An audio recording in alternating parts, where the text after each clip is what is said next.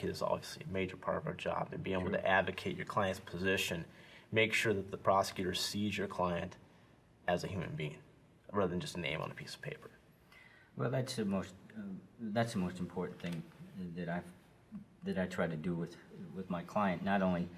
with the prosecutor, to try to convey that sense of humaneness to the prosecutor,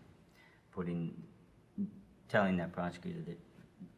or making him aware, he or she aware that this is somebody's brother or mother or sister or uncle, that they're typically involved with a community beyond what they may have done in this particular circumstance. And that's certainly what you want to do with your client as well.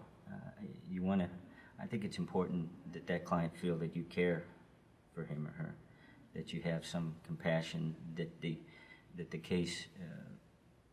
that your concern goes beyond what you see or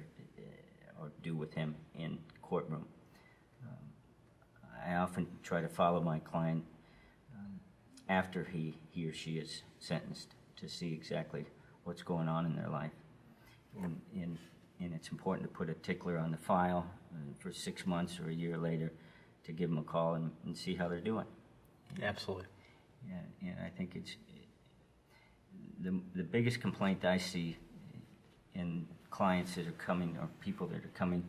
from other lawyers, is that they felt that their lawyers simply didn't care, that they were just a number to them, that they didn't put in enough time just getting to know them and getting to know their concerns and their families and so forth. And I think it's important when somebody is put in a position, as a lot of these people are, that they have somebody that understands and has some compassion and care for them beyond what they're going to see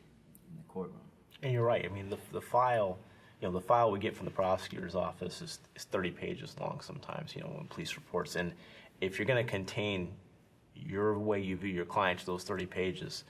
you've already kind of conceded to some degree what's going to happen, because it's beyond those 30 pages of what's their life story, how they end up in this situation, and laying that context not only helps you to be able to, I think, successfully negotiate plea bargains sometimes with prosecutors, but also sets you up for the position that when the trial comes, if that's where it ultimately ends up being, that you understand that full set of facts that led your client to this night, this day, whatever took place, so you can show that jury that it's more than just simply that 5 or 6 minute segment. Because as you know, that's oftentimes what gets people in trouble. It's a 5 or 6 minute segment of bad decisions, sometimes even less than that lands them in our office.